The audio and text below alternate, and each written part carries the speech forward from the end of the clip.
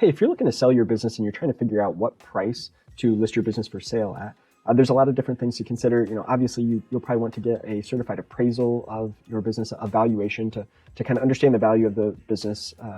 But you'll also want to understand what price point and what structure makes your business eligible to be acquired by someone that's using an SBA loan.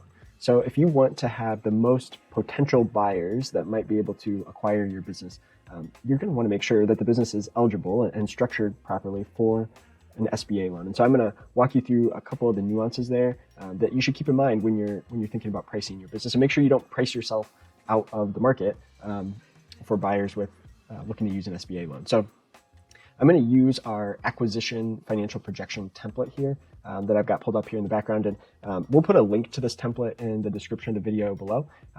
And so you can go grab the template, and you can use this tool to really play around with a lot of different scenarios in terms of how the acquisition could look. And as you're a seller or a buyer, I think this is just a good exercise to kind of go through and get an understanding of what might work with an SBA loan. And while you're down there grabbing the template, also make sure you subscribe to our channel.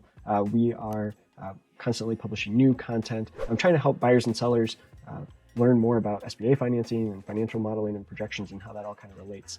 So we'd love if you subscribe to our channel as well. The last thing I'll mention is just that, who am I? So my name's Adam Hooksum. I'm the co-founder of ProjectionHub, and we have helped over 50,000 entrepreneurs create financial projections for potential investors, lenders, and just internal business planning as well over the last decade. And so today I'm really focused on this acquisition projection template and how we can use it to help you figure out what a good sales price would be for your business that makes sense with the SBA. All right, so with that, let's go ahead and dive into how this works. Okay, so I'm on the At a Glance tab. And really, after you have gone through and completed a set of financial projections based on your historical financials of the business and kind of the plans for the future, you will come to this At a Glance tab, and you're going to see something really important up here in the top right corner here. You're going to see debt service coverage ratio. And so this is what the SBA or your lender will likely use to determine whether the business can cash flow the loan that you're proposing. So if you're looking to take out a loan to buy the business, you're going to need to make sure that the business can cash flow or make payments on that loan. And kind of the magic number on the debt service coverage ratio is 1.25. That means, and let me just show you how that's calculated. So that is taking the net operating income, which we can see over here. So we'll see this net operating income right here. So like in the first year, it's 102,000 based on our assumptions. And so it's taking that 102,000 and dividing by the principal and interest payments that you'll be making on all of your debt. And then the bank, the lender, the SBA, they're going to want that debt service coverage ratio calculation to be 1.25 or higher typically. And so you can see here in our example that we're at 1.57 in the first year. We dipped down to 1.28 based on these projections in 2024. But we're kind of ahead of that 1.25 magic number, and so this probably cash flows. Now, what happens if you do all of this work and based on the assumptions that you have built in, your debt service coverage ratio is less than 1.25? So what do? Well, there's a couple things that can happen. One, it might mean that the purchase price, and so we've got this calculated purchase price of $1 million in this example. It might be that the purchase price is too high, that the deal can't cash flow, the business can't cash flow a purchase price that high. So that may be the simplest answer. If you decrease the purchase price, so if let's say we're going to decrease this SBA acquisition loan, which is 900,000. Let's decrease that to 800,000. And we're going to say 800,000 is used for the acquisition.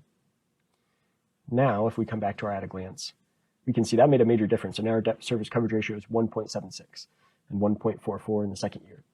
Now, obviously, as the seller, you're looking to price your deal, price your business at the most appropriate value, the highest value you think you can get, that's a fair value that a buyer would pay. And so, you don't want to leave too much on the table, right? So you can play around with these numbers to determine, is 900,000 the right acquisition price, or can we do $1 million? Now, that's one way, is just lowering the price. That's one way to change your change the debt service coverage ratio. Another way to do that would be to lengthen the term. So let's say right now we have this SBA loan set at 120 months.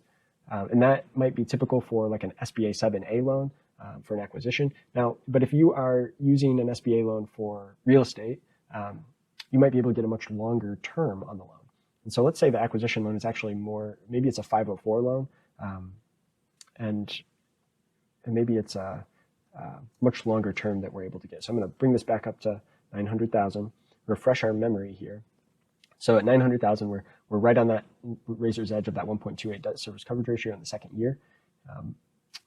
But if we say this is actually going to be a 25-year term, because a 504 loan might be able to go out to 25 years on a building, let's say 25 times 12, so 300-month term. Now, if we come back to the at a glance, you can see that debt service coverage ratio is much, much higher, right? So lengthening the term, that reduces, obviously it reduces your monthly principal and interest payments. And so it makes that ratio look a lot better. So that's another thing you might consider. I guess the last thing I would mention is, let's undo this here. Let's say, let's go a little bit higher. So let's say we're going to try to sell this business for 1.1 million. So now we've got it set up for 1.1 million.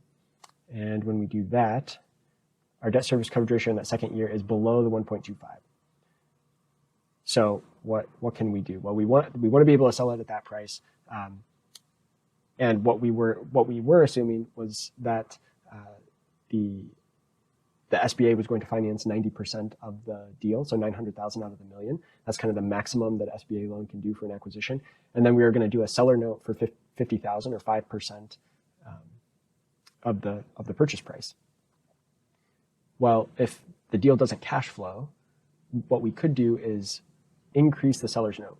So let's say you don't want to drop the price, but you might be willing to increase the seller's note. And in this situation, the seller's note is going to need to be on full standby, which means you are not going to be able to get paid on the seller's note until the SBA loan, until the bank loan is completely paid off. So you could be waiting 10 years to get the remainder of that seller's note. It can accrue interest during that time frame, but you're not going to be able to get payments. And so you can see here the way we have this set up. First scheduled installment payment date is July 1st, 2033, 10 years after the SBA loan. So after it's paid off, basically, then it will amortize over 36 months. Now, what we can do here is we want to keep the purchase price the same, but we need to reduce the SBA acquisition loan here back to 900,000. And then we're going to bump up the seller's note to 150,000. Okay, so we see our purchase price is still at that 1.1 million, but when we come back to our at a glance, hey, yep, we're back in business. We're back over the 1.25 debt service coverage ratio. So again, that's a way to keep the purchase price where you want it, but help work with the buyer so that they can still qualify for SBA financing. You're just going to have to increase that seller's note. And now there's no guarantee that your lender is going to be okay with any of these different scenarios. So you got to work with the lender, what the lender's willing to do, what the buyer's willing to do, and what the seller's willing to do. So seller may not want to do a seller's note for 150,000 that doesn't get to start being paid back until 10 years later. That may not be an option, but these are some different scenarios that you can think through and use when you're trying to figure out what's the right price point, and then also what do we need to be looking at in terms of debt service coverage ratio. So hope this has been helpful. If it has been, give us a thumbs up, subscribe to our channel. We're going to be producing more of this kind of content. And so I'd love your feedback. And any questions that you have, please reach out at support@ProjectionHub.com to help you fill out this template and kind of do some modeling for an acquisition that you might be looking at. And we'd be happy to help with that. So yeah, thank you for your time.